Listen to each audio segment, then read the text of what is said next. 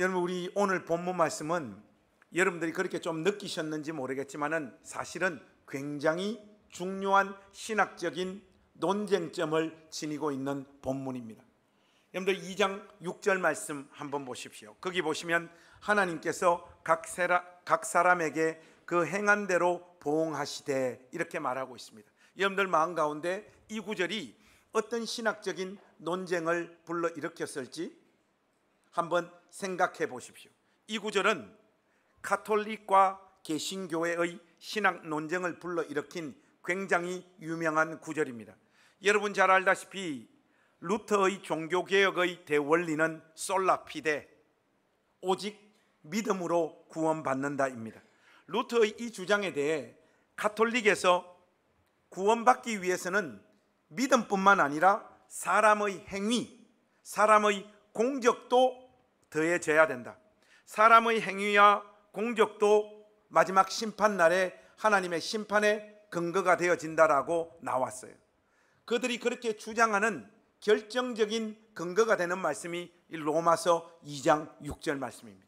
실제로 루터의 로마서 주석을 보면 2장 6절에 대한 해설이 존재하지 않습니다.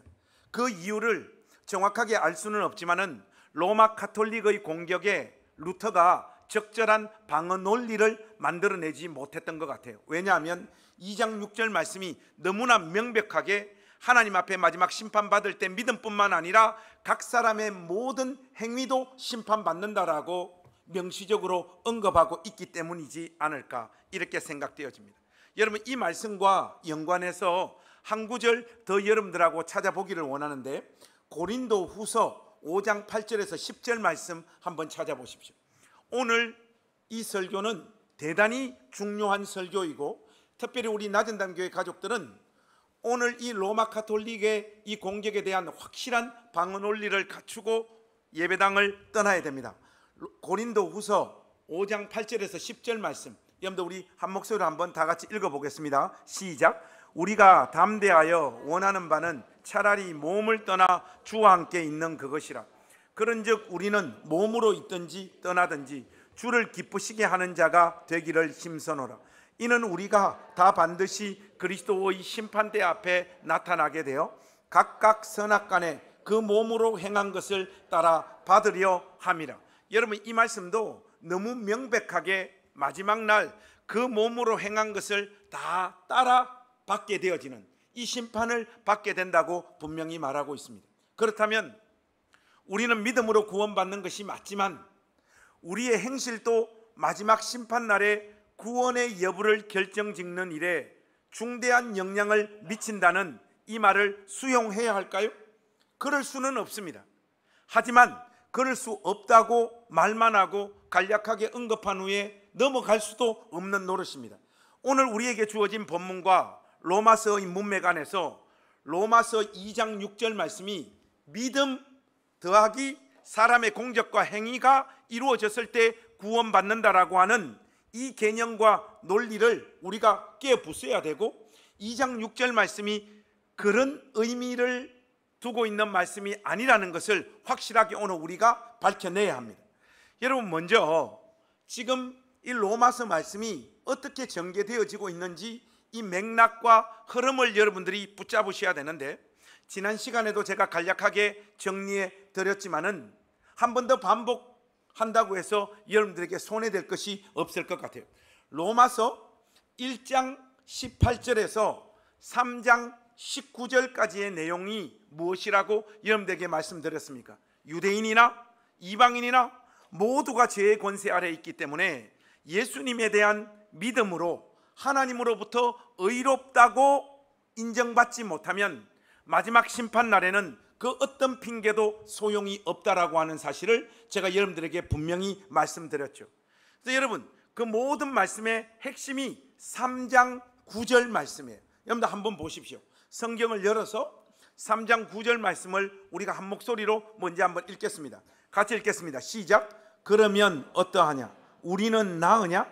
결코 아니라.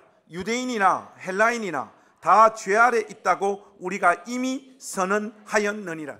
여러분, 오고 오는 모든 세대의 인간은 하나님의 심판과 진노의 대상입니다. 모두가 그냥 죄 아래 있는 존재들이에요. 로마서 1장 18절에서 32절 말씀에서 하나님 앞에서 그 어떤 인간도 거기에 나열된 죄의 항목에서 자유로울 수 없다고 말씀드렸어요. 그 말씀은 인간의 영혼을 하나님께서 마치 MRI로 촬영한 내용이라고 여러분들에게 말씀드렸잖아요. 그 MRI 촬영에서 여러분들이 숨을 수 있는 공간은 없습니다. 모두가 그러므로 하나님의 진노의 대상들입니다. 그 말씀을 근거로 하자면, 그러나 그런 다음 지난주에 우리가 살펴보았던 2장 1절에서 5절 말씀에서는 유대인들 역시 그런 죄 가운데 사는 자들을 향하여 영적인 우월감을 가지고 있지만 그들 역시 자기들이 비판하고 욕했던 그런 사람들과 별반 다르지 않는 존재들이며, 자기들이 비판하고 욕했던 사람들의 열매를 자기들도 똑같이 열매 맺는 존재들임을 우리가 확인했죠. 고로 유대인들 역시 하나님의 심판의 대상들입니다. 그 흐름 하에 오늘 본문이 놓여 있습니다. 오늘 본문 2장 6절에서 11절 말씀은 이제 유대인이든 이방인이든 모든 인간들에게 닥칠 마지막 장래의 심판에 대해서 말하고 있습니다. 우선적으로 이 일은 출신 성분, 민족적 배경, 학식, 삶의 조건을 구분하지 않습니다. 11절 말씀을 여러분 한번 보십시오. 이는 하나님께서 외모로 사람을 취하지 아니하심이니라. 하나님은 모든 인간들을 동일한 기준으로 심판하신다는 말씀이죠. 그러면 여러분, 마지막 날에 인간들을 어떤 기준에 따라 심판한다고 말씀하고 있습니까? 오늘 본문 가장 중요한 2장 6절 말씀을 근거로 하자면 그 논쟁적인 구절 그대로입니다. 각 사람이 행한 대로, 이방인이든 유대인이든 하나님께서 허락하시는 영생이 아니면 하나님부터 임하는 분노와 진노의 대상임을 분명히 천명하면서 그것이 선천적으로 주어진 어떤 조건에 따라 될 것이 아니라 각 사람이 행한 대로 받는다라고 분명히 말하고 있습니다. 이것이 모든 사람에게 똑같이 적용되어질 거예요. 바로 이 지점에서 저와 여러분의 영혼은 두렵습니다. 그리고 혼란이 찾아옵니다. 근데 여러분들 얼굴 표정 보니까 별로 두렵지도 않고 혼란이 찾아오지도 않는 것 같아요. 여러분, 뭔가를 알아서 안 생기는 겁니까? 아무것도 몰라서 두려움과 걱정이 안 찾아오는 겁니까? 우리 각 사람이 행한 대로 심판하신다는 말씀과 예수님에 대한 믿음으로 영생을 얻는다는 사실이 어떻게 조화를 이룰 수 있느냐가 오늘 설교의 핵심입니다.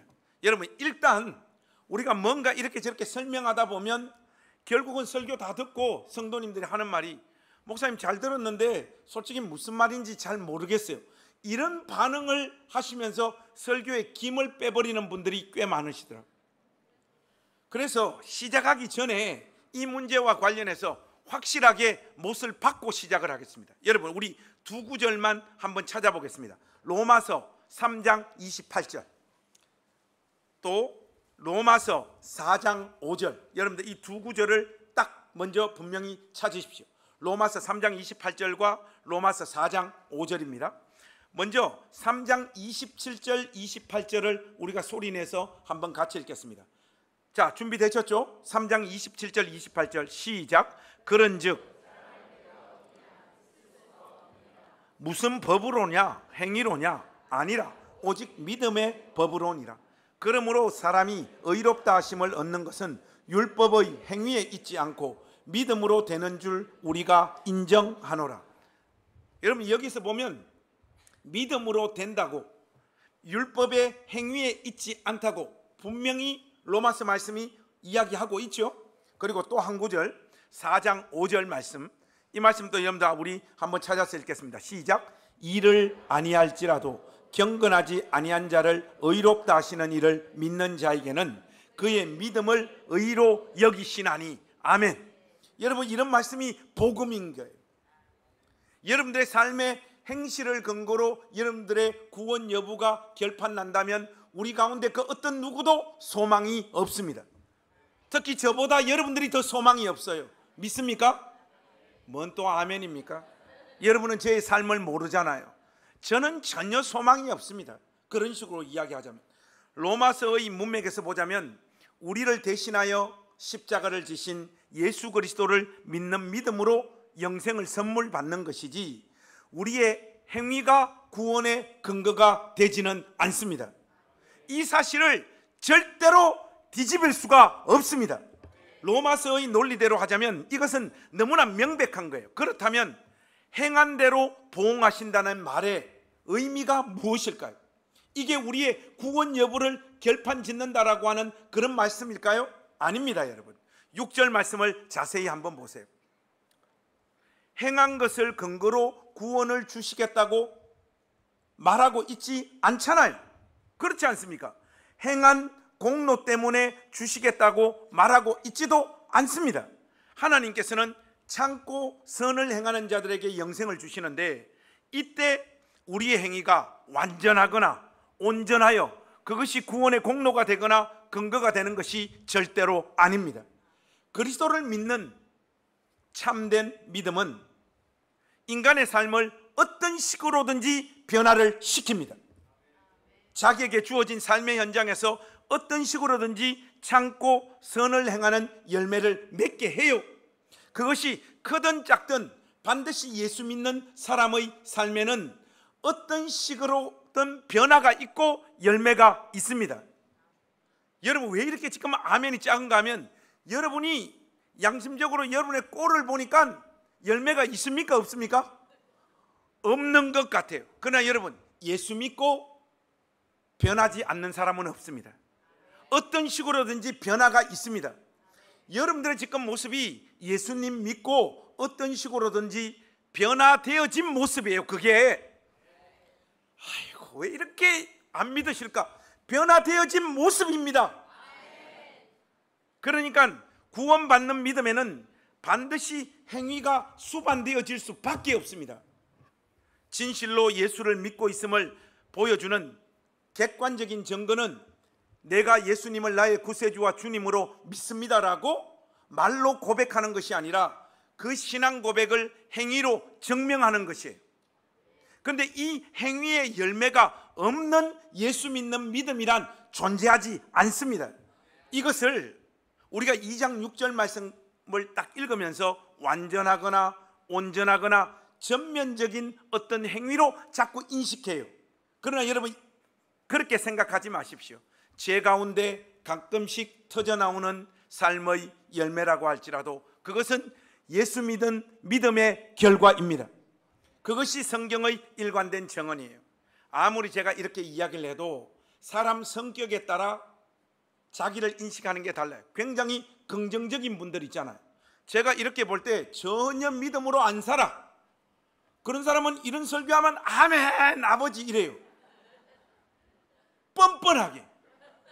근데 왜 이렇게 부정적인 사람이 있잖아요. 뭔가 자기에 대해서 긍정적이지 않는. 여러분, 제가 이 말을 나쁜 의도로 표현하는 것이 아니라 자기 자신에 대해서 마이너스 감각이 강한 사람들 있잖아요. 오늘 우리 앞에서 간증한 한선숙 집사님 같은 분들이 있잖아요. 마이너스 감각이 강하잖아요. 그잖아요. 이런 분들은 삶의 변화가 분명히 있음에도 불구하고, 나는 예수를 믿었음에도 불구하고 내 삶은 전혀 변하지 않았다. 그걸 아까 표현하셨잖아요. 예수 믿고 점점 주님을 닮는 성화의 열매가 있기보다는 예수 믿고 살면 살수록 어떻게 느낍니까? 사는 게 귀찮고 죄는 더 짓고 내 인생은 어떤 진흙탕에 빠져가지고 질척거리는 것 같은, 예수 믿는 이 신앙의 행위가 별 의미가 없이 느껴지는 사람들이 있단 말이죠. 이거는 각 사람의 기질에 따라 이렇게 나타날 수 있습니다. 그러나 분명한 것은 예수님을 자기의 구세주와 주님으로 믿은 사람의 삶 속에서 열매가 없는 신자는 아무도 없습니다. 목사님, 그렇지만 저는 전혀 달라지지 않았는데요. 그럼에도 불구하고 이런 고백을 하는 사람들이 있습니다. 아닙니다. 그 말을 하는 사람도 달라진 거예요. 옛날에는 이런 말 하지도 않았잖아요. 이제는 죄에 대한 감각이 생겨서 자기가 주님을 만났음에도 불구하고 잘 변하지 않는 인간이라고 하는 자기 존재를 인식하고 있잖아요. 정리를 하자면 이렇습니다. 신자의 행위는 진실로 예수 그리스도를 믿고 있다라고 하는 증거이지, 그 행위가 구원과 영생을 확보하는 근거와 이유가 되지는 않는다는 거예요. 여러분들 지금 표정 보니까 12분만 이해를 했습니다. 어쨌든 설교자는 청중들을 믿으면 안 돼요. 나 설교 잘했다, 개념 잘 설명했다고 넘어가 버리면 사실은 대부분의 청중들은 이 말의 뜻을 이해하지도 못하고 그냥 넘어갑니다. 예를 하나 들어보겠습니다. 여러분, 아주 어려운 질문이니까 잘 따라오셔야 됩니다. 여러분, 사과나무에 뭐가 열립니까? 잘 생각하고 말하라. 사과나무에 뭐가 열립니까? 왜 한 번만 겁을 주면 목소리가 자꾸 가라앉아요? 사과나무에 당연히 사과가 열리지 뭐가 열려요, 여러분? 다시 하겠습니다. 사과나무에 뭐가 열려요? 사과. 배나무에 뭐가 열립니까? 바로 그거예요. 사과나 배는 그 나무가 사과나무인지 배나무인지를 결정적으로 확인시켜주는 증거입니다. 그러나 사과나 배가 그 나무를 지탱시켜 주거나 나무에 생명을 공급하는 것은 아니지 않습니까? 여러분들 이해가 되십니까? 그리스도에게 연합된 참된 믿음을 소유한 자들에게는 그 생명에서 흘러나오는 어떤 열매가 어떤 식으로든지 반드시 나타납니다. 그리고 그 열매를 모든 신자는 크든지 작든지 가지고 있습니다. 여러분, 사과나무하고 배나무도 한번 보십시오. 어떤 사과나 어떤 배는 정말로 잘 익었잖아요. 딱 크게 잘 익었고 먹었을 때 달잖아요. 나주배 드셔보셨습니까? 딱 깨물어 보면 별로 안 달아요. 서생배가 달아요. 그렇지 않습니까? 나주배는 서생배에게 안 됩니다. 왜 안 되느냐? 서생이 저의 본적지라서 그렇습니다. 뭐 다른 이유가 있는 것은 아니고. 그런데 배나무나 사과나무에 열매면 어떤 사과나 배는 보면 형편없잖아요. 모양도 찌그러진 것도 있고 달지도 않지만 어쨌든 사과고 어쨌든 배잖아요. 배나무에 매달려 있기 때문에 그런 열매를 만들어내는 거예요. 여러분, 삶과 인생도 마찬가지입니다. 마음에 들지 않지요. 예수 믿는데 나는 왜 이 모양 이 꼴일까? 그 탄식과 고민이 없는 신자가 어디 있습니까? 온전하게 씨알도 굵게 다 주님께서 물었을 때 아주 단 이런 열매를, 이런 사과와 이런 배를 열매 맺는 사람은 오고 오는 모든 세대에 저 하나밖에 없어요. 대부분은 자기 인생이 마음에 들지 않습니다. 왜 이 모양일까? 주님을 믿는데도 내 모양은 왜 이 모양일까? 그러나 그것 또한 참된 생명나무이신 그리스도에게 우리가 접붙여져 있기 때문에 그 못난 열매라도 열매 맺히는 겁니다. 그러나 그 행위가 여러분에게 영생을 주는 근거가 되지는 못합니다. 그것은 믿음의 결과예요. 아무리 이렇게 설명을 해도 그게 그거 아니냐, 이런 분들이 있다 없다? 있습니다. 그래서 설교하는 일이 어려워요, 여러분. 그래서 로마서 2장 6절 각 사람의 행위대로 보응하신다는 이 말씀이 사도 바울의 창작 문구가 아닙니다. 사도 바울이 이 말씀을 시편 62편에서 지금 인용해 가지고 있어요. 그래서 여러분, 이 말씀이 어떤 배경을 가지고 여기 지금 주어져 있는지 우리가 시편 62편으로 한번 넘어가 봅시다. 한 번도 빠지지 마시고, 오늘 메시지는 아주 중요한 메시지니까 시편 62편 12절.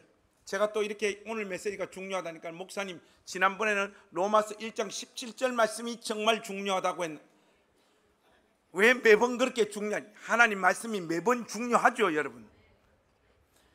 이렇게 매주 속아주셔서 감사합니다. 자, 시편 62편 12절 말씀, 여러분 우리 그 말씀 한번 읽어보실까요? 준비되셨죠? 시작.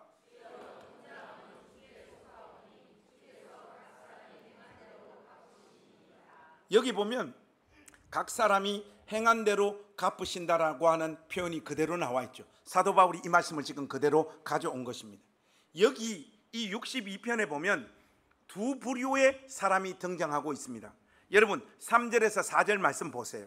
하나님께서 택하신 자를 그 지위에서 떨어뜨리려고 거짓말하고 속이고 앞에서는 축복하고 뒤에서는 저주하는 이중적인 삶을 사는 사람들이 등장합니다. 이 사람들은 철저하게 자기 자신들의 머리와 삶의 방식에 근거하여 자기의 삶을 유지하고 지탱하려고 하는 자들이에요. 예수 그리스도를 구세주와 주님으로 믿지 않는 오고 오는 모든 세대 인간은 크고 작든 다 이렇게 살다가 허무하게 죽습니다. 그런데 또 한 부류의 사람들이 5절에서 8절 말씀에 등장하고 있지 않습니까? 이 말씀은 너무너무 은혜가 되는 말씀이니까 우리 공동체가 한번 다 같이 읽었으면 좋겠습니다. 여러분들 5절에서 8절 말씀 다 같이 한번 읽겠습니다. 시작. 나의 영혼아 잠잠히 하나님만 바라라. 무는 나의 소망이 그로부터 나오는도다. 오직 그만이 나의 반석이시요 나의 구원이시요 나의 요새이시니 내가 흔들리지 아니하리로다. 나의 구원과 영광이 하나님께 있으며 내 힘의 반석과 피난처도 하나님께 있도다.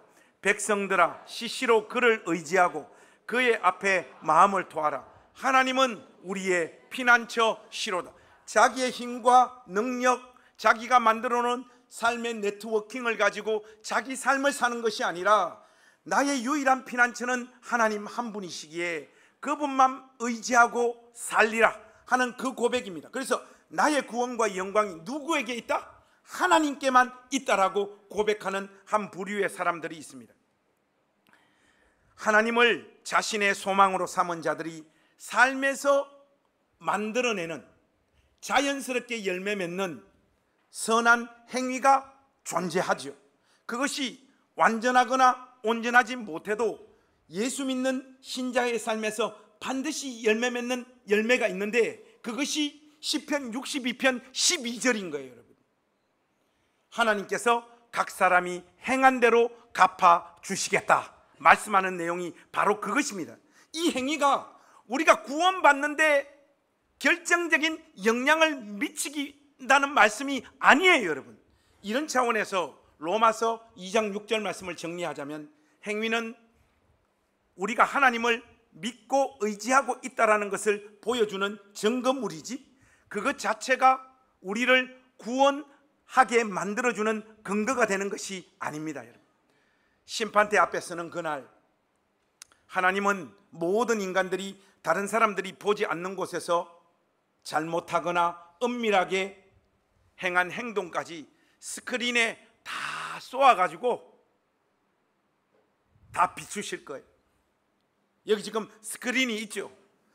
마지막 심판 때 어떻게 펼쳐질지 모르겠는데 상상을 좀 하자면 교회별로 할 것 같아요. 앞에 교회 다 이제 심판했습니다 하고 낮은 당 교회 준비해라 해서 우리 낮은 당 교회가 다 한 공간에 있었습니다. 그래서 한 명 한 명씩 돌아가면서 그 사람이 행한 행실을 하나님께서 스크린에 쏘옵니다. 누구의 행실에 우리가 제일 기절을 많이 할까요? 자, 손 뻗어 봅시다. 우리 그 게임 하잖아요. 하나 둘 셋 할 때 이렇게 탁 누구 하나. 자, 여러분들에게 한번 물어보겠습니다. 여러분들이 사람들 몰래 행한 어떤 죄 있잖아요. 그거 만약에 목사님이 알게 되면 나는 이 교회 못 나온다, 이런 죄 있는 사람 솔직히 손 한번 들어보세요. 진짜 우리 교회는 뻔뻔하다. 저는 솔직히 말해서 스크린에 우리 가족들이 다 보는 데서 저의 죄가 그 스크린에 쏘아지면 저는 여러분들한테 아마 구타당해서 죽을 것 같아요. 네 같은 인간이 그 강단에 서서 설교했단 말이냐, 이런 평가를 반드시 받게 될 거예요. 여러분은 어떻습니까? 우리 중 누구도 그 거룩하신 하나님의 기준 앞에 온전히 설 수 있는 사람들이 없을 거예요. 완벽함을 요구하시는 그 하나님 앞에 모든 인간들은 비명을 지르고 자기 부끄러움으로 인해 고개도 들지 못할 거예요. 그 현장에서 유일하게 그러나 하나님의 기준과 심판을 통과할 사람들이 있습니다. 예수 그리스도의 이름을 부르는 사람들입니다. 그리스도를 믿는 믿음으로 말미암아 우리 것이 된 그리스도의 의만이 그 마지막 심판 때에 우리를 살릴 거예요. 그것으로 부족해서 우리의 선한 행위를 더 보태야 구원받을 수 있는 것이 아닙니다. 예수 그리스도를 믿음으로 말미암아 그리스도의 온전하고 완전한 의가 우리에게 전가되어졌다고 하는 것은 마지막 심판 때에 하나님께서 우리를 보실 때 태어나서 죽는 그 순간까지 단 한 번도 죄를 짓지 않은 완전하고 온전한 존재로 우리를 간주하시며 우리를 여겨주신다는 뜻입니다. 그 예수 믿는 믿음만이 우리를 구원케 하는 것이지, 우리가 이 땅에 살면서 가장 착하게 행한 우리의 행실 속에도 죄가 묻어 있는 거예요. 죄가 묻어 있죠, 여러분. 로마서 2장 6절은 그런 의미에서 우리의 행위가 믿음에 보태져야지 우리가 구원받는다라고 하는 그런 말씀의 뜻이 아닙니다. 루터는 주석을 못 따랐지만 저는 이렇게 답니다, 여러분. 여러분, 루터가 똑똑하겠어요? 제가 똑똑하겠어요? 한 1번, 2번 오랜만에 한번 하겠습니다. 목사님, 암만 그래도 종교개혁을 일으킨 루터가 더 똑똑할 것 같습니다. 1번. 아닙니다. 우리 목사님이 더 똑똑한 것 같습니다. 2번. 한번 해보겠습니다. 루터가 더 똑똑하다 손합니다. 나가. 나머지는 다 2번인 줄 알고 손 안 들겠습니다. 그래도 저의 기분을 위해서 한번 하겠습니다. 우리 목사님이 더 똑똑하다. 여러분, 제가 당연히 더 똑똑하죠. 루터 때는요, 책도 몇 권 없었어요. 무엇보다도 구글 선생님이 없었고 챗 GPT가 없었어요. 요즘은 검색만 하면 다 나오는데 그 지식을 루터가 어떻게 이길 수 있어요? 제가 훨씬 더 똑똑하죠. 중화야, 맞아. 그렇다면 예수 그리스도를 믿는 자들이 삶에서 보이는 구체적인 삶의 열매, 그 행위는 과연 무엇일까요? 2장 6절 이후에 아무런 부연 설명이 없었으면 아무래도 우리가 큰 혼란을 겪었을 것 같아요. 그렇게 되었다면 해석의 여지를 찾기가 어려운데, 다행히 각 사람이 행한 대로가 무엇을 의미하는지를 7절에서 10절 말씀에서 두 개의 짝으로 우리에게 분명하게 제시하고 있습니다. 한번 보십시오. 자, 7절에서 10절 말씀 다시 한번 같이 읽겠습니다. 시작. 참고 선을 행하여 영광과 존귀와 썩지 아니함을 구하는 자에게는 영생으로 하시고, 오직 당을 지어 진리를 따르지 아니하고 불의를 따르는 자에게는 진노와 분노로 하시리. 악을 행하는 각 사람의 영에는 환난과 공고가 있으리니 먼저는 유대인에게요 그리고 헬라인에게며, 선을 행하는 각 사람에게는 영광과 존귀와 평강이 있으리니 먼저는 유대인에게요 그리고 헬라인에게로다. 여러분, 영생을 얻는 자들의 삶에 나타나는 행실, 한 번 더 설명하겠습니다. 예수 그리스도를 자신의 구세주와 주님으로 믿어서 그 사람의 삶에서 전면적이든 크든 작든 어떤 식으로든지 반드시 열매 맺게 되어지는 그 열매가 무엇이냐? 오늘 본문 말씀을 있는 그대로 말씀을 드리자면, 참고 선을 행하여 영광과 존귀와 썩지 아니함을 구하는 어떤 행위를 말하는 거예요. 이것이 믿음으로 의롭게 된 자들이 삶 속에서 반드시 맺는 열매입니다. 그런데 여러분, 이 원문을 보면 참고 선을 행하여가 뒤에 나와 있고 앞자리에 영광과 존귀와 썩지 아니함이 앞에 나와 있어요. 그래서 뒤에 있는 문구를 먼저 여러분들에게 설명하는 것이 좋겠습니다. 여기서 말하는 영광이란 하나님의 영광을 말하는 것이고, 존귀는 칭찬을 말하는 거예요. 칭찬, 하나님으로부터 오는 칭찬. 고린도전서 4장 5절에 이런 말씀이 있습니다. 한번 들어보십시오. 어두움에 감추인 것들을 드러내고 마음의 뜻을 나타내시리니 그때 각 사람에게 하나님으로부터 칭찬이 있으리라. 여러분, 우리가 마지막 심판대 앞에 하나님 앞에 서는 그날 하나님께서 우리의 어떤 모습을 가지고 우리를 칭찬해 주실까요? 참된 신자의 삶에 나타나는 열매란 하나님의 영광과 그분의 칭찬을 바라고 사는 삶인데, 바로 그것이 썩지 않는 영원한 가치를 지닌 삶이라고 말하고 있고, 그 삶의 열매를 맺는 자들에게 영생을 허락하실 거라고. 왜요? 그 행실 때문이 아니라 예수를 진짜로 믿고 있었기 때문에 이런 열매를 맺는다라고 하는 하나님의 인정이요, 하나님의 칭찬인 것이죠. 대부분의 사람들은 자신의 영광과 이 땅에서 인정받고 박수받을 만한 것들을 목표로 하여 자신의 삶과 인생을 삽니다. 대부분 그렇게 살아요. 그 목표를 이루기 위해 시편 62편에 있는 말씀을 통해서 우리가 확인했듯이 사람들 속이고 짓밟고 조종하고 이용하고 나름 열심히 삽니다. 이게 우리 인간들의 삶의 본질이에요. 왜 그럴까요? 간단합니다, 여러분. 눈에 보이지 않는 가치와 영광을 추구한다는 것은 세상 기준에서 볼 때 너무나 어리석은 것이기 때문에 그렇습니다. 손에 하나도 쥐어지지 않는 어떤 가치를 위해서 우리가 산다는 것이 여러분 쉽습니까? 그 고통스러운 삶을 살아가는 사람은 아무도 없습니다.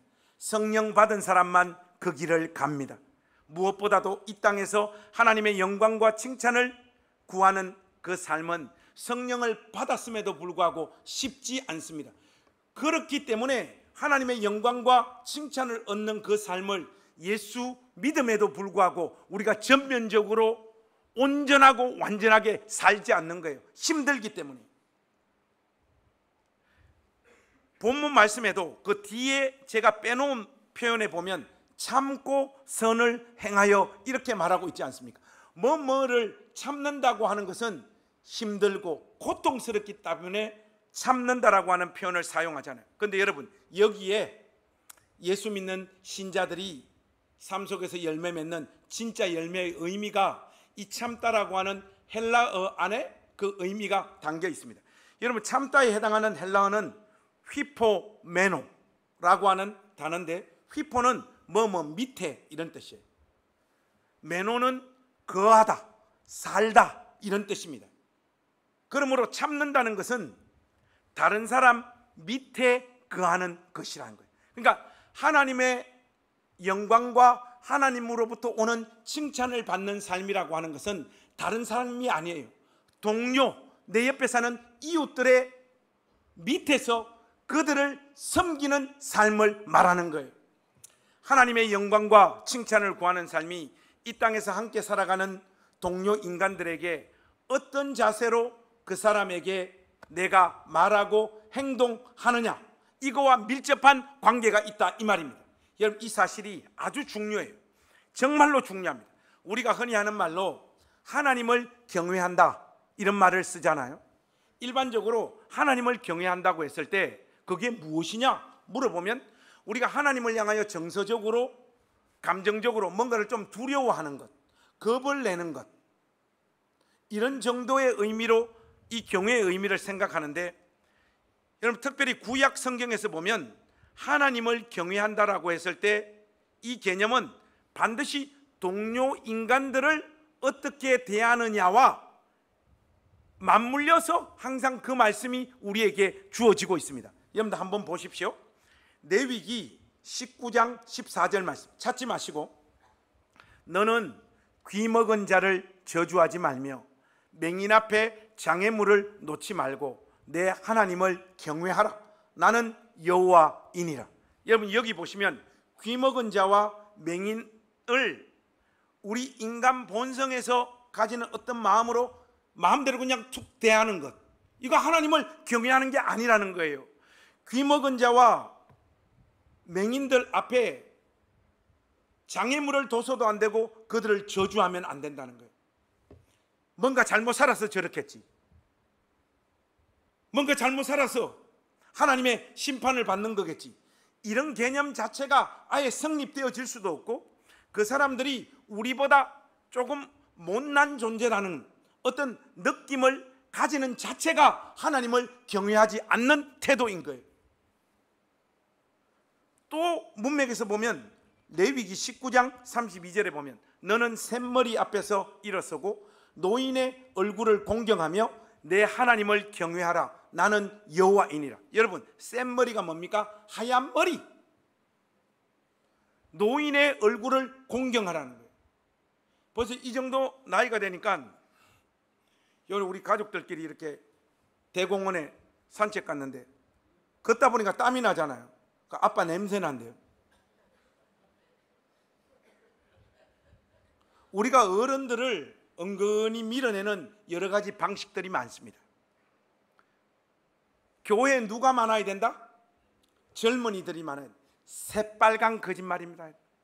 젊은 것들 도움 안 됩니다. 오늘부터 우리 교회 청년부는 다 딴 교회 갈 수 있기를 바랍니다. 저는 그냥 말씀을 극단적으로 지금 적용하는 거예요. 여기 보면 노인의 얼굴을 공경하라 했잖아요. 이렇게 보면 연약하고 내가 가진 어떤 힘과 능력으로 얼마든지 살짝 꺾어 놓을 수 있는 사람, 밀어 놓을 수 있는 사람들을 어떻게 하라? 공경하라. 사람을 어떻게 대하는 것과 하나님을 경외하는 일이 밀접한 관련이 있다니까요. 너희 각 사람은 자기 이웃을 속이지 말고 내 하나님을 경외하라. 나는 너희의 하나님 여호와이니라. 항상 하나님을 경외하라라고 하는 문구에 동료, 이웃을 어떻게 대하는가가 항상 이렇게 맞물려서 나와요. 레위기 25장 43절에도 똑같습니다. 너는 그를 엄하게 부리지 말고 내 하나님을 경외하라. 제가 여러분 이 설교를 준비하고 있는데 어느 교회 부목사님으로부터 문자가 하나 들어왔어요. 다 읽을 수는 없는데 몇몇 교역자들이 설교하고 난 후 그날 성도들의 반응이 뜨거우면 담임 목사님은 가차없이 화를 내십니다. 더 나아가 부서가 부응하면 심기의 불편함을 드러내십니다. 갑자기 카톡을 검열한다든지 무슨 일을 했는지 시간별로 다 확인을 합니다. 목사님, 다 나눌 수는 없지만은 저는 어느 부목사와 함께 지금 수면장애와 공황정세와 정신적인 질병을 안고 사역하고 있습니다. 계속 이곳에서 사역을 이어가야 될지 아니면 내려놔야 할지 고민입니다. 여러분, 이런 일들이 교회 안에서 왜 벌어지느냐? 그 담임 목사 마음에 하나님을 경외하는 마음이 없기 때문에 그래요. 하나님을 경외하는 사람은 동료, 이웃, 특별히 자기 영향력 아래 있다라고 생각하는 사람들에게 따뜻하고 온유하게 대합니다. 그들의 얼굴 표정이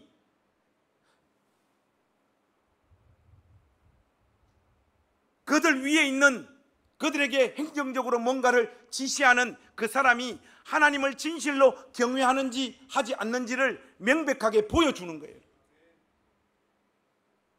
이와 마찬가지로 하나님의 영광과 그분의 칭찬을 구하는 사람은 그 마음과 중심을 이 땅에서 함께 살아가는 동료 이웃들에게 그들 아래에 서서 섬김으로 자기가 진짜로 예수 믿고 있음을 증명하는 거예요.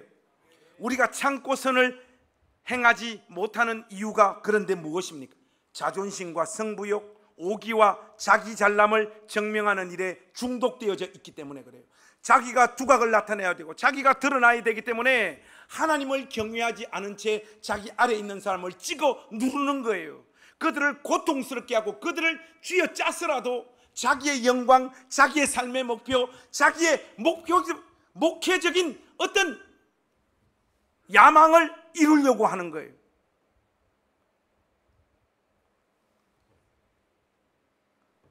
다른 사람 위해서 다른 사람들을 지배하고 조종하는 것만큼 재미난 스포츠가 어디 있습니까? 누가 이것을 포기하겠어요? 성령 안 받았는데.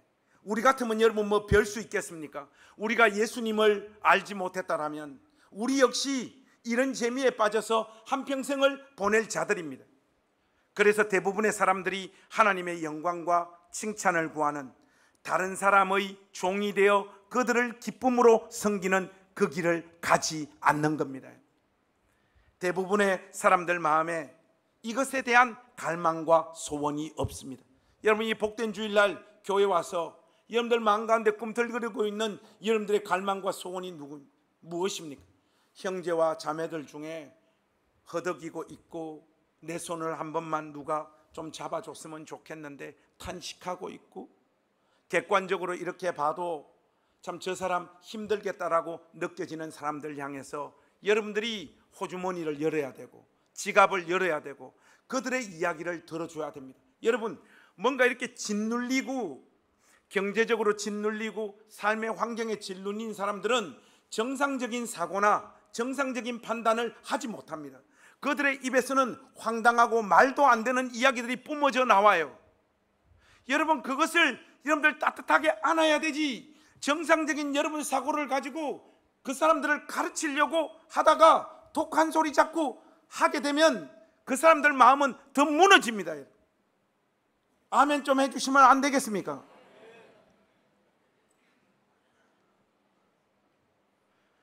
목회자도 마찬가지예요.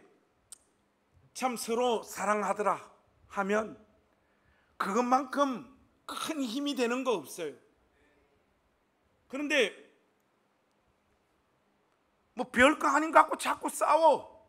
그리고 자기가 드러나야 된다고 이렇게 저렇게 사람들 쓰리쿠션 놓으면서 자기 영향력을 막 가지려고 하는 그런 뭐 묘한 것들. 여러분, 제가 엮이는 가정 출신이라 눈치가 극단적으로 발달해 있는 사람이에요. 척척척척 보면 다 보여요. 막 그런 게 보이면 막 마음이 눌려요. 막 눌려요. 이렇게 눌리면요 판단력이 흐려져요.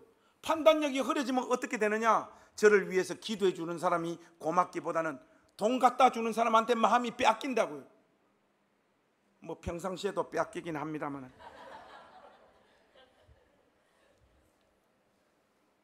대부분의 사람들이 하나님의 영광과 칭찬을 구하는, 다른 사람들을 사랑하고 섬기는 그 삶 살지 않습니다. 계속해서 자기를 증명하거나 자신의 야망을 성취하는 삶을 살거나 다른 사람들 위해서 누군가를 조종하고 지시하는 그 삶을 추구를 해요. 교회 안에서도 마찬가지잖아요. 어떤 자리 하나, 직책 하나 가지고 그 리더가 되기를 원하지 그 사람 지시받기 싫은 거예요. 누군가로부터 이래라 저래라 말 한마디만 들으면 우리 감정이 그냥 스크래치 나버리잖아요. 제가 요즘 우리 부목사님들 눈치를 보고 산다는 거 아닙니까?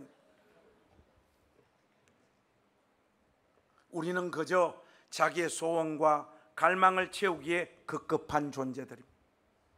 신앙을 우리 안에 결핍을 채우기 위한 수단으로밖에 우리가 사용하지를 못해.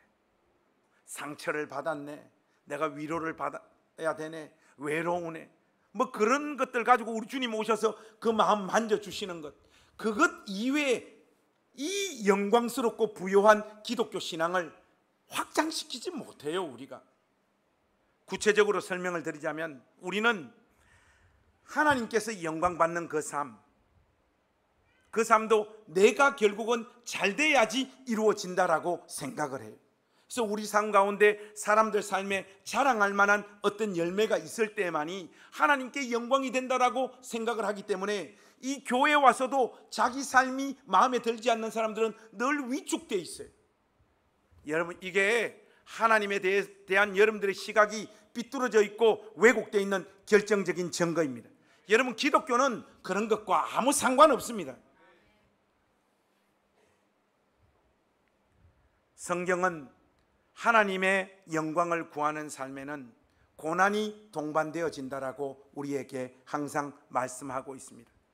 예수 믿는 신자만이 그러므로 그 길을 갈 수밖에 없는 거예요. 다른 사람 아래에서 다른 사람을 섬기는 일 결코 쉽지 않습니다. 자존심과 승부욕 다 내려놔야지 갈 수 있는 길이잖아요. 자기를 부인하고 자기를 죽여야 갈 수 있는 길입니다. 누구든지 자기를 높이는 자는 낮아지고 누구든지 자기를 낮추는 자는 높아지리라. 예수 그리스도를 자신의 구세주와 주님으로 진실로 믿는 자의 삶에 맺혀지는 열매가 다른 사람 아래에서 이들을 자원하는 마음으로 점점 기쁜 마음으로 섬기는 이 자리로 인도하는 삶입니다. 그것 이외에 다른 어떤 것으로 여러분들이 예수님을 진실로 믿고 있음을 증명하려고 하지 마십시오. 그런 열매는 하나도 없는데 다른 열매들로 여러분들의 신앙을 자랑해봐야 하나님 앞에서는 먹히지가 않습니다.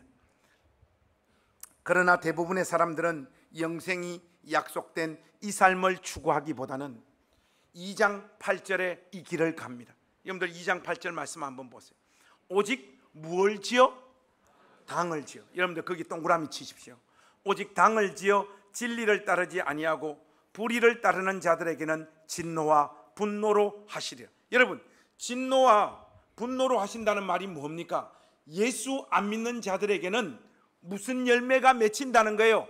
당을 짓는 열매가 맺힌다는 말이에요. 여러분, 여기에서 당에 해당하는 헬라어가 에리데이아 하는 단어인데, 자기의 개인적인 이익을 최종적인 목표로 딱 설정한 다음 다른 사람들을 깎아내리고 또 다른 사람들과 짝을 지어서 자기의 개인적인 목적을 성취하는 것을 당을 짓는다, 이렇게 말하는 겁니다.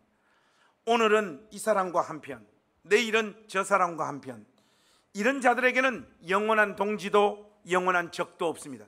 여러분, 당하니까 무슨 당이 딱 떠올라요? 더불어민주당, 국민의힘당. 우리 교회 가족들 중에도 어떤 분들은 더불어민주당, 어떤 분들은 국민의힘당. 여러분, 그 당들 하는 짓 한번 보세요. 영원한 적이 어디 있고 영원한 동지가 어디 있습니까? 여러분, 김부겸 씨만 하더라도 원래 한나라당 출신이잖아요. 그 독수리 오영재, 김영춘 씨하고 다 한나라당 마음에 안 들어서 민주당으로 왔잖아요. 손학규 씨도 한나라당 출시잖아요. 넘버 1 박근혜, 넘버 2 이명박, 넘버 3 손학규. 계산 튄 거 보니까 대선 후보가 될 수 없거든요. 위에 1등과 2등이 너무 막강해. 그래서 대선 후보 되려고 민주당으로 넘어온 거 아닙니까? 이번에 민주당 공천에서 탈락하니까 이상민 의원, 대전 유성구 지역구로 두고 있는 분, 국민의힘으로 넘어가죠. 영등포구의 김영주 의원도 넘어가잖아요. 목사님, 어떤 거 그런 거 다 아세요? 옛날에는 제가요, 정치에 관심이 많아가지고 대한민국 지역구 국회의원 다 외우고 다녔어요. 지금 또 한 절반은 외웁니다. 이 사람들에게 영원한 적도 영원한 동지도 없습니다. 자기 이익을 위하여 그때그때 옮겨 다닙니다. 그때그때 자기의 유익을 위해 사람을 끊임없이 바꾸어 가면서 여론을 자기에게 유리하도록 주도하는 당을 짓는 행위가 지금 여기에서 말하는 당을 짓는다는 그 뜻이에요. 그래야 자기의 잘못은 드러나지 않고 자기의 유익을 챙길 수 있으니까. 결국 당을 짓는다는 것은 세력 싸움이에요. 자기 이익을 기초로 하는 세력 싸움이에요. 1970년 12월에 그 프랑스의 유명한 철학자 미셸 푸코가 취임 강연을 하면서 이런 말을 해요. 여러분들이 딱 알아들으셔야 되는데, 진리에 대한 의지는 다름이 아니라 권력에 대한 의지다, 이렇게 말해요. 여러분들 이게 무슨 뜻인지 좀 이해가 되세요? 알듯 말듯 하죠. 진리에 대한 담론에는 항상 권력이 작동한다는 말이에요. 쉽게 말하면 무슨 말인가 하면, 원래 진리라고 하는 것은, 진리는 변함이 없잖아요. 그런데 인간사에서 진리라고 하는 것도 쪽수 많은 인간들이 진리라 말하면 그게 진리가 돼버리더라는 거예요. 참된 진리인데 소수파가 말하면 진리가 안 되더라는 거예요. 그래서 진리를 손에 쥐었다라고 하는 이 말을 하기 위해서는 뭘 쥐어야 된다? 권력을 손에 쥐어야지만 진리에 닿을 수 있다라는 말이에요. 이게 리차드 로티가 이렇게 표현을 바꿔서 말했어요. 진리란 우리 동료들이 우리가 하는 말에 동의해 주는 것입니다. 말도 안 되는 건데 이런 게 진리가 된단 말이에요. 그래서 진리를 확보하기 위해서 뭘 해야 된다고요? 당을 지어야 됩니다. 쪽수만 확보하면 가짜도 진실로 만들고 진실도 가짜로 만들어버립니다. 여러분, 영생을 추구하는 삶이 다른 사람들을 자기보다 더 나은 존재로 생각해서 걸어가는 그 길이라면, 이것과 정반대되어지는 것이 뭡니까? 당을 짓는 거예요. 단순히 그 사람보다 높은 자리에 서겠다는 뜻이 아닙니다. 자기의 이익을 위해서라면 벌어지고 있는 사건 자체를 얼마든지 조작 왜곡하고 그것이 옳다고 지지해 줄 사람들을 확보하는 삶을 말하는 거예요. 여러분, 제가 목회하다 보면 우리가 구원받은 신자임에도 불구하고 이 주님의 몸된 교회 안에도 이 당짓기가 얼마나 공공연히 이루어지는지 모르겠습니다. 여러분, 당을 짓기 위해서 제일 필요한 게 뭡니까? 일단은 잠을 자지 않는 근면함, 두 번째는 고장나지 않는 핸드폰, 세 번째는 볼따구에 발생되어지는 화상을 견디는 인내력,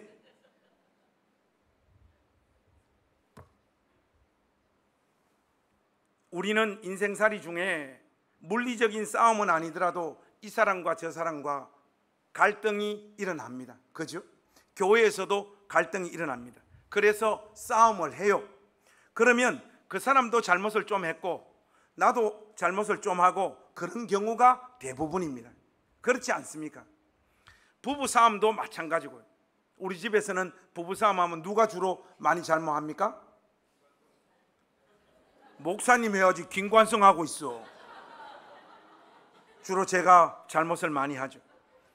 근데 여러분, 잘못의 총량을 100으로 치면 우리는 그 사람의 잘못은 90, 내 잘못은 10으로 인식하는 경향이 너무 강해요. 그런 상황에서 문제의 당사자와만 이 문제를 따지는 사람을 우리가 하늘로부터 내려온 천사라고 이야기합니다. 왜? 그런 사람은 없어요. 대부분은 돌려. 뭘 돌려? 전화를 돌려. 아이폰, 갤럭시 폰 막 돌려. 볼에 화상이 입어도 계속해서 돌려. 한 명 한 명 내 편으로 확보하는 그 기쁨에 빨갛게 달아올라도 계속해서 돌립니다. 카톡 보내요. 밥 먹자고 그래요. 번개하자고 그래요. 번개 한번 맞았으면 좋겠네. 그런 다음 자기 편으로 만듭니다. 여러분, 자기 편으로 만들 때 특히 죄가 제일 많이 이루어지는 곳이 어딘가 하면 커피숍이에요. 음식점이에요. 커피숍과 음식점이 그 자체로 악한 것이 아니라 거기서 뭐가 이루어집니까? 소설이 이루어집니다. 이때 소설은요, 얼마나 뛰어난 작품인지 조정래, 이문열을 다 뛰어넘습니다. 우리가 더 뛰어나요. 사실에다가 조작을 보태는 수법으로 기가 막히게 해요. 전면적인 구라 안 칩니다. 그러면 인생 한 50년 60년 살아온 사람은 이 사람이 오늘 좀 거짓말을 하네 다 느껴요. 그렇기 때문에 사실을 언급을 하고 거기에 살짝 영어로 뭐다? MSG 섞습니다. 우리나라 말로 스프, 라멘 스프를 섞어 넣어요. 여러분, 다시다를 섞는단 말이에요. 그래서 기가 막힌 소설을 만들어 버립니다. 아무것도 모르는 공백 상태에 있는 사람이 그 사람 이야기 들으면 그 사람이 지금 욕하는 사람은 쓰레기가 돼버립니다. 이런 걸 잘하는 사람들이 교회에서 영향력을 가지더라고요. 이게 당 짓는 거예요. 사실에다가 조작을 보태는 수법으로 상대는 죽일 인간으로 만들고 자신은 연민과 동정을 받아야 하는 사람으로 만들어버립니다. 그러고는 깨질 수 없는 동맹을 맺자고 이야기해요. 절대로 목사님한테는 전화하지 말라고 이야기를 해요. 죽을 때까지 같이 가자고 이야기를 해요. 찍혀서 교회를 떠날 때는 같이 나가자고 이야기를 해요. 이런 사람들은 교회 생활들을 많이 해봤기 때문에 도사들입니다. 도사들. 일단 딱 보면요, 야, 이런 정도 소설로는 목사님을 속일 수가 없을 것 같은데 하면 1차 포섭 대상이 누구냐? 목사님하고 친해 보이는 사람들입니다. 목사님하고 울산 침례교회에서 같이 신앙생활을 했던 사람들이 누구지? 김봉곤이다. 그의 친구가 누구냐? 김정미다. 예를 들면 그렇다는 거예요. 그러다가 결국 어디까지 들어옵니까? 사모님한테까지 들어오는 거예요. 여러분, 멈추십시오. 자기 양심은 자기를 찌르고 있지만 그것을 외면하고 동조자를 계속해서 모으는 것은 성령의 역사가 아닙니다. 여러분, 이 짓도 계속하다 보면요, 양심이 화인 맞아 자기 잘못이 명백한 경우에도 불구하고 전혀 자기 잘못을 감각하지 못해요. 정말 저 사람이 다 잘못했고 자기 잘못은 하나도 없는 것처럼 그렇게 인식하는 순간이 찾아옵니다. 여러분 마음 가운데 내가 이렇게 말하는 것은 과하는 거고 소설을 쓰고 있는 거고 거짓말을 좀 보탠 건데 하는 그런 찔림이 있는 것이 하나님의 은혜가 아직도 여러분 심령에 머물러 있는 증거예요. 정말로 양심에 화인 맞아버리면요 이런 감각들이 다 죽어버립니다. 그래서 여러분 갈라디아서 5장 20절로 가서 오늘 이 문제를 마무리 한번 지었으면 좋겠습니다. 갈라디아서 5장 20절로 한번 가보십시오. 갈라디아서 5장 18절에서 21절 말씀까지 우리 한번 같이 읽겠습니다. 갈라디아서 5장 18절에서 21절 같이 한번 읽겠습니다. 시작. 너희가 만일 성령의 인도하시는 바가 되면 율법 아래 있지 아니하리라.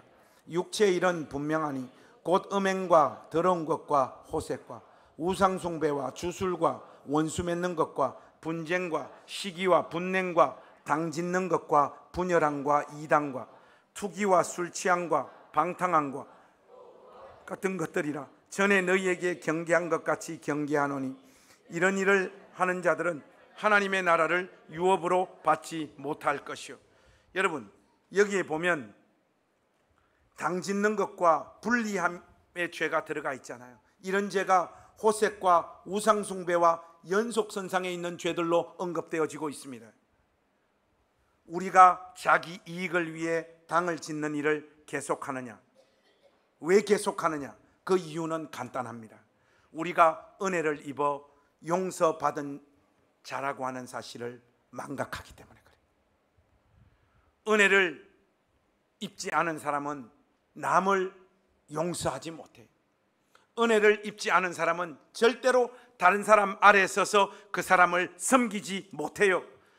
십자가의 사랑을 경험해 보지 못한 사람은 다른 사람을 사랑하지 못합니다. 계속해서 조작 왜곡하면서 자기의 영향력을 키워갈 뿐 그 사람 아래에 서서 그 사람의 종이 되는 그 영광과 기쁨을 알지 못해요. 그것이 하나님으로부터 주어지는 칭찬이 주어지는 삶의 열매라는 것을 인식하지 못한단 말이에요. 자기가 온전하고 흠이 없고 다른 사람들보다 낫다는 생각들이 다른 이들을 탓하고 흉보고 그것을 조직화하여 세력을 형성하는 길로 가게 만드는 거예요. 그런데 여러분 이 두렵고 떨리오는 선언을 보십시오. 갈라디아서 5장의 결론이 무엇입니까? 이런 일을 하는 자들은 하나님의 나라를 유업으로 받지 못할 것이요. 만약 여러분들의 삶 속에서 이런 삶이 멈추지 않고 계속해서 나타난다고 하는 것은 여러분들이 구원받은 확신을 가지면 안 되는 존재라는 것을 분명히 보여주는 거예요. 저는 우리 낮은단교회 가족들이 예수 믿는 또 예수 믿어서 구원받는 그 구원의 확신을 분명히 가질 수 있기를 주님의 이름으로 축복합니다. 가져야 돼요. 예수 믿었으니 나는 구원받는다는 확신을 가져야 돼요. 근데 여러분 이 구원의 확신이 여러분들 그냥 단순한 감정 이게 아니라 여러분 삶 속에 나타나는 열매를 근거로 이 확신을 가져야 돼요. 오늘 본문 말씀을 하자면 어떤 열매입니까? 다른 사람 아래에서 그래서 저 사람을 섬기고 사랑하고 따뜻하게 말하고 친절하게 대하고 주의 자비와 긍휼로 그들을 대하려고 몸부림치고 애쓰는 모습이 있는지, 그렇게 살지 못했을 때 그게 너무 아파서 하나님 앞에 회개하고 눈물 흘리고 자기의 복장을 치고 있는 사람인지를 확인하십시오. 그런 열매가 있는 사람이 예수님 믿어 하나님으로부터 칭찬과 영광을 얻게 될 사람인 줄로 믿습니다. 그러나 여러분 그 모습과 정반대되는 삶이 뭐라고요? 예수님을 알지 못하는 자, 예수님을 진짜로 믿지 않는 자가 만들어내는 삶의 열매가 뭐라고요? 불리함과 당짓는 것임을 성경이 우리에게 말하고 있습니다. 오늘 어찌하다 보니까 설교가 좀 길어졌는데 원래 길잖아. 오늘 이 말씀 읽고 오늘 우리 말씀 마무리 짓겠습니다. 마가복음 10장 42절에서 45절 말씀, 오늘 설교의 결론으로 이 말씀 맺겠습니다. 로마서 10장 42절에서 45절 말씀. 마가복음 일부러 틀린 겁니다. 여러분들의 의식을 집중시키려고. 마가복음 10장 42절에서 45절. 우리 큰 목소리로 오늘 설교의 결론으로 이 말씀 우리 한번 같이 읽겠습니다. 준비되셨죠?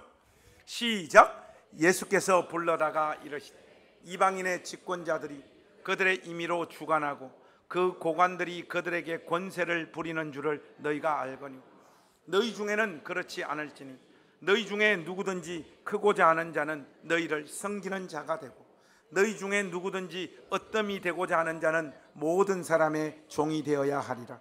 인자가 온 것은 섬김을 받으려 함이 아니라 도리어 섬기려 하고 자기 목숨을 많은 사람의 대속물로 주려 함이라. 여러분 믿습니까? 우리 삶의 주인이신 예수님, 우리의 구세주이신 예수님께서 걸어가신 길이 바로 이 길입니다.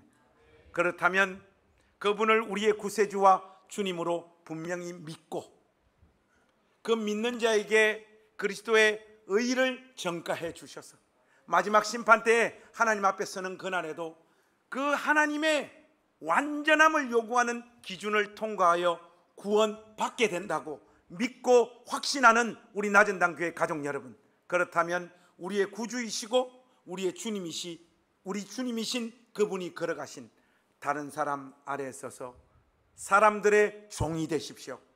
연약하고 부족하고 모자라고 한심해 보이고 아무런 영향력을 가지고 있지 못한 사람들에게 더 따뜻하십시오. 더 자비와 긍휼을 베푸시고 그들을 이해하고 그들을 안으려고 몸부림치십시오.